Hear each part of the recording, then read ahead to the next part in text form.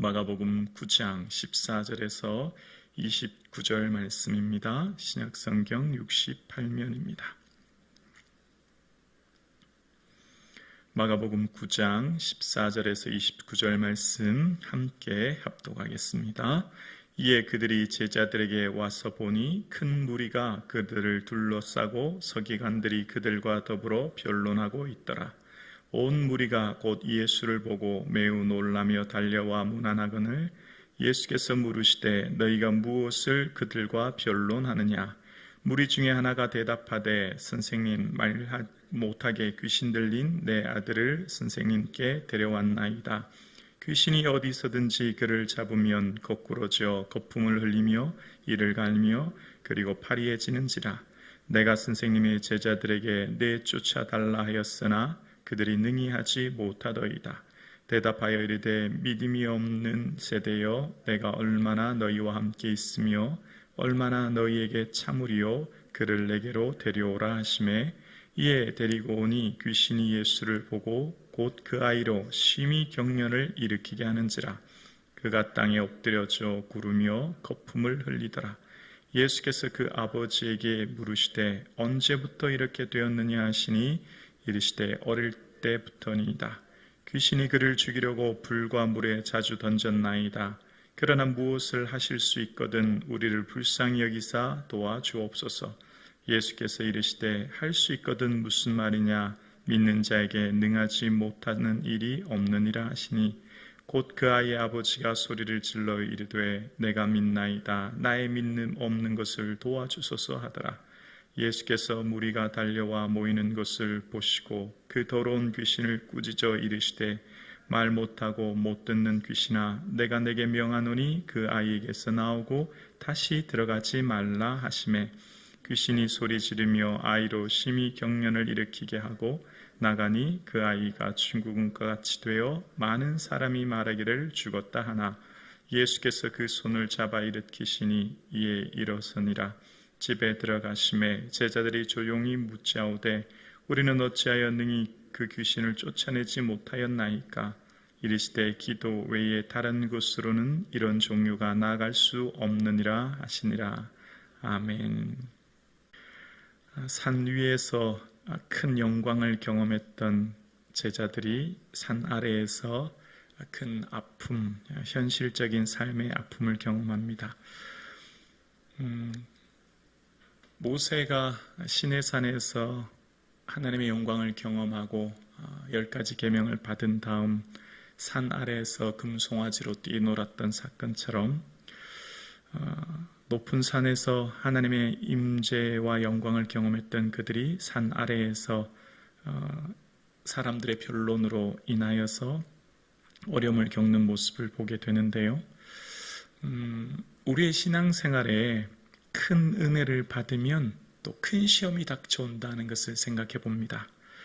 우리에게 주신 큰 영광, 큰 은혜, 그 은혜를 주신 다음 그것을 잘 유지하지 못하도록 닥쳐오는 큰 시험이 있다, 그런 생각이 들어요. 오늘 본문에는 이제 먼저 예수님과 3명의 제자들이 산 아래 내려왔더니 서기관들이 그들과 변론했다는 것이 14절에 나오는데요. 이제 제자들과 서기관들의 변론한 모습입니다. 서기관들은 원래 예수님과 제자들과 좀 적대적이지 않습니까? 제자들이 귀신을 쫓아내지 못한 그 틈을 이용해서 이제 논쟁이 벌어진 모습을 봅니다. 이 세상은 타인의 고통이 논쟁거리가 된 시대입니다.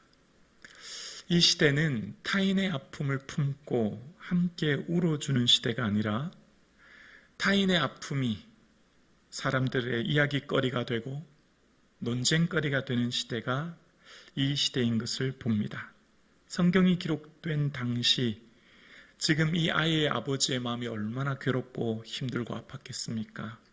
그러면 사실 그런 일을 만나면 함께 모여서 기도해 준다든지 아니면 아버지의 손을 잡고 위로의 말을 해준다든지 아니면 그냥 침묵하면 되지 않습니까? 아버지의 마음은 어떤가에 전혀 관심이 없는 서기관들, 또 이 일로 인해서 벌어지고 있는 제자들과의 논쟁을 보면서 오늘 이 시대도 마찬가지다 생각합니다.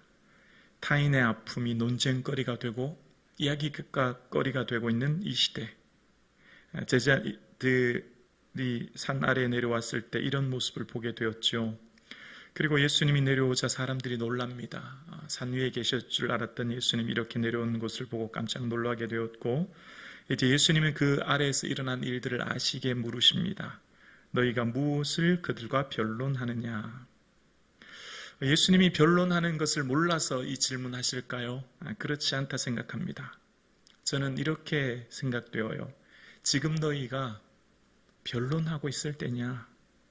지금 너희가 이 아이 때문에 아버지의 마음이 얼마나 괴로운지 아픈지 한번 헤아려 본 적 있느냐?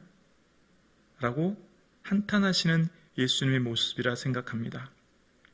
변론하고 있을 때 아버지의 마음이 어떨까요? 너무나 수치스럽고 고통스럽지 않았을까요? 그럴 때 무리 중 하나가 선생님, 말 못하게 귀신 들린 내 아들을 선생님께 데려왔나이다. 귀신이 어디서든지 그를 잡으면 거꾸로 떠들여 거품을 흘리고 파리해집니다. 내가 선생님의 제자들에게 내쫓아 달라 하였으나 그들이 능히 하지 못합니다. 이렇게 이야기하죠. 마치 수로보르게 귀신 들린 여인을 고치셨던 사건을 들었던 것 같아요. 그래서 이 아버지가 내 아들을 선생님께 데려왔나이다 라고 이야기합니다. 귀신의 특징은 관계 단절이지요. 이 아이가 말하지 못한다는 것은 듣지 못한다는 것이고, 또 아버지와의 관계가 단절된 상태를 말한 것이죠. 아이가 아버지와의 관계와의 단절은 또한 이 아버지가 이웃과의 관계의 단절을 이야기합니다. 아이를 통하여서 고통스러운 시간을 보내야 했던 아버지와 어머니, 그들은 또한 그 공동체의 이웃들과 사람들과의 관계의 단절을 낳았을 거예요. 그러니까 그런 고통 가운데, 아픔 가운데, 그러니까 이 가족의 고통은 늘 힘들었고 우울한 나날을 보냈을 거예요.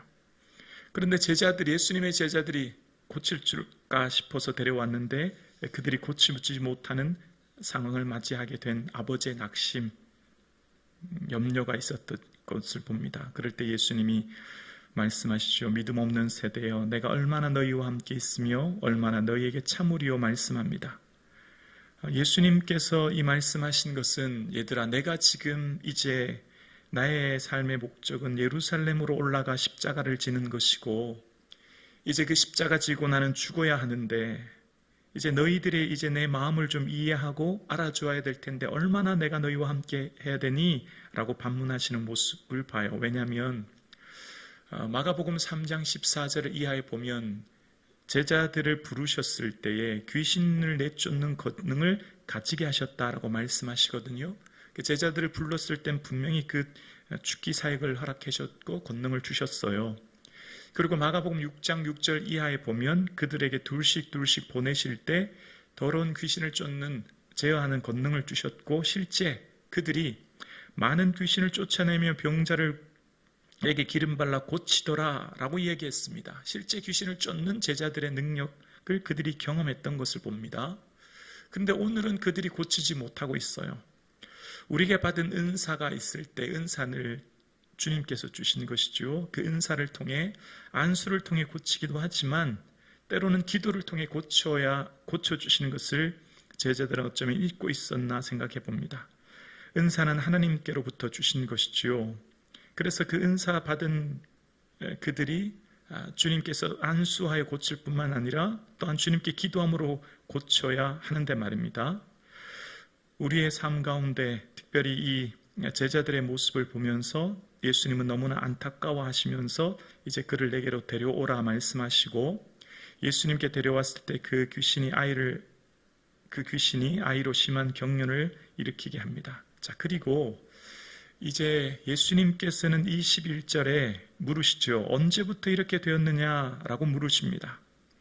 예수님은 이전 벳세다 소경을 고치실 때도 그랬고요. 늘 환우를 보면, 또 귀신 들린 사람을 보면 그냥 질병 고치고 끝내시는 분이 아니에요. 먼저 관계를 회복하시죠. 예수님과의 만남을 통해서 모든 관계가 단절되어 있던 이 아버지와의 만남을 통해 예수님과의 새로운 관계가 회복됩니다. 언제부터 이렇게 되었느냐? 아이의 아버지가 말하죠. 어릴 때부터입니다. 저는 이 21절 이하의 많은 대화를 예수님과 그 아버지가 했을 거라 생각해요. 그래, 그동안 자네는 얼마나 힘들었는가.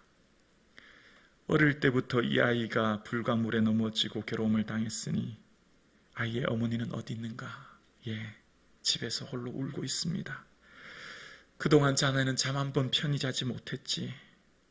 식사 한 번 편히 하지 못했지.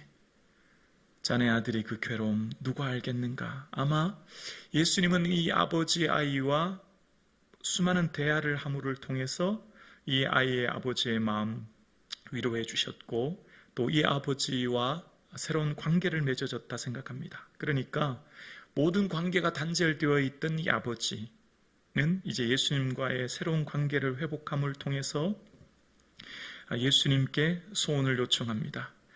귀신이 그를 죽이려고 불과 물에 자주 던집니다. 그러나 무엇을 할 수 있거든 우리를 불쌍히 여기사 도와주옵소서. 그렇게 고백합니다. 귀신이 그를 죽이려고 불과 물에 늘 던졌다는 거예요. 그 아버지의 마음이 얼마나 괴로웠겠습니까? 귀신은 우리를 주님과의 사랑분들과의 모든 관계를 단절시키고 결과적으로 죽게 만드는 것이죠.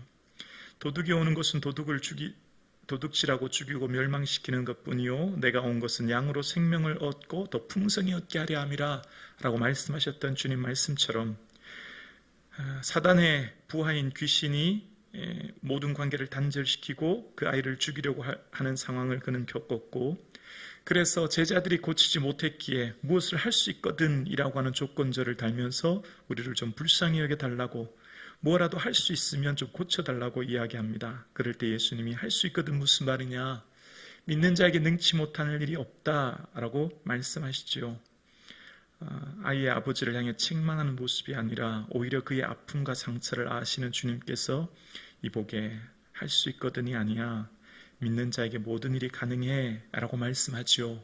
그때 그 아이의 아버지가 24절에 이렇게 얘기합니다. 24절에 보면 곧 그 아이의 아버지가 소리질러 이르되 내가 믿나이다. 나의 믿음 없는 것을 도와주소서 하더라. 아멘. 아이의 아버지는 솔직하게 예수님께 고백합니다. 예, 내가 믿습니다. 저 믿음 없는 것을 좀 도와주십시오. 믿음 없는 것을 도와달라고 예수님께 고백하고 있습니다. 예수님이 그 아이의 아버지를 책망하셨을까요? 그렇지 않죠. 솔직한 고백, 솔직한 절규의 고백을 예수님께 하는 것입니다. 내가 믿음이 없지만 내 믿음 없는 것을 좀 도와주십시오 라고 하는 모순된 고백 속에서 그 불신앙을 극복하고자 하는 아버지의 절규를 예수님께서는 믿음이라고 인정해 주시는 것을 봅니다. 말씀의 믿음은 논리적으로 변론하는 것이 아니라 믿음은 논쟁하는 것이 아니라 주님 앞에 기도하는 것이라고 하는 것을 말씀하고 계시죠.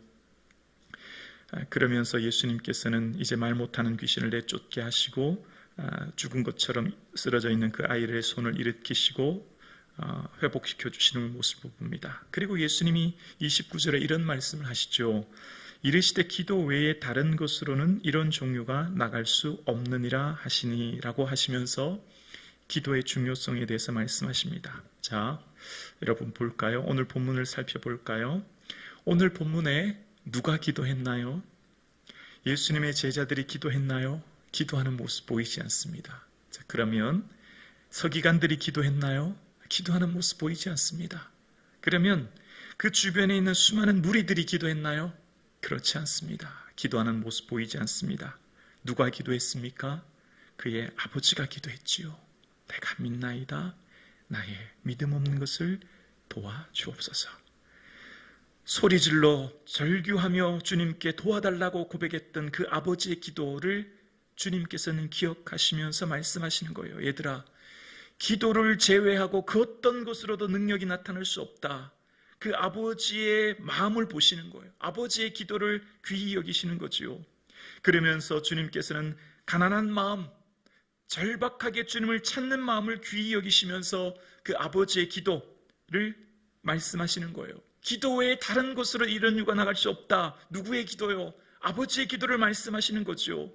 비록 믿음이 없어 주님 앞에 절규할 수밖에 없고 내 믿음 없는 것을 도와주옵소서라고 고백할 수밖에 없었던 아버지, 고통 속에 신음하며 절규하며 예수님께 나왔던 그 아버지, 믿음은 관념이 아니라 관계요, 믿음은 논쟁이 아니라 하나님 앞에 나오는 것임을 말씀하시면서 기도는 하나님을 향한 관계요, 하나님을 향한 하소연인 것을 말씀하시면서 얘들아, 너희들은 왜 그 아이를 고치지 못했는지 아니? 바로 기도하지 못했기 때문이야 라고 예수님께서 말씀하시는 거예요. 그러니까 이 아이를 향한 공감하는 마음, 아버지를 향한 공감하는 마음, 아파하는 마음이 부지한 이곳에 예수님께서는 그 아버지의 마음을 귀히 여기시고 아버지와 대화하며 그 아버지의 아이의 아픔의 고통에 함께 하시면서 예수님께서 말씀하시는 거죠. 오늘 함께 예배드리시는 여러분, 예수님께서는 우리의 기도를 소중히 여기시지요. 어떤 기도요? 절규하며 절박하며 가난한 마음으로 주님 앞에 아뢰는 기도요. 예수님은 나는 이만큼 이루었다, 나는 이만큼 가졌다라고 하는 사람의 기도를 귀히 여기지 않으세요. 바리새인이 따로 서서 기도하면서 하나님, 나는 토색 불이 가늠하지 않고 세리와 같지 않습니다, 이런 것을 감사합니다, 이런 기도를 귀히 여기셨다고 말씀하지 않으세요. 오히려 세리가 멀리 서서 눈을 들어 하늘을 쳐다보지 못하고 가슴 치며 애통하며 하나님, 나를 불쌍히 여기십시오, 주옵소서, 나는 죄인입니다라고 기도했던 그 기도를 귀히 여기셨던 것처럼 주님께서 귀히 여기시는 기도는 가난한 마음으로 주님 앞에 나와 절규하며 절박해 하나님만을 찾고 하나님만을 의지하는 기도를 주님은 귀히 여기시는 거지요. 오늘 주님은 그 말씀하시는 거예요. 얘들아, 기도 외에 다른 것으로는 이런 유가 나갈 수 없다. 오늘 말씀하시는 그 아버지, 아이를 둔 아버지의 그 절규와 아픔을 주님 공감하시면서 말씀하시는 거죠. 함께 예배드리시는 여러분, 오늘날 수많은 사람들의 아픔을 논쟁거리가 된 이 시대를 우리는 살고 있습니다. 그러나 그 아버지는 그 아이를 향한 눈물로 간구하며 주님 앞에 믿음 없는 것을 도와주옵소서라고 절규하며 정직한 마음으로 아뢰일 때 주님께서 그것을 귀히 보시고 은혜 베풀어 주셨던 것처럼 여러분, 무엇 때문에 마음 아파하시고 무엇 때문에 절규하고 계시고 무엇 때문에 고통스러운 시간을 보내십니까? 모든 것 주님께 내어 맡기고 주님께 기도하실 수 있는 저와 여러분 되실 수 있기를 주님의 이름으로 축원합니다.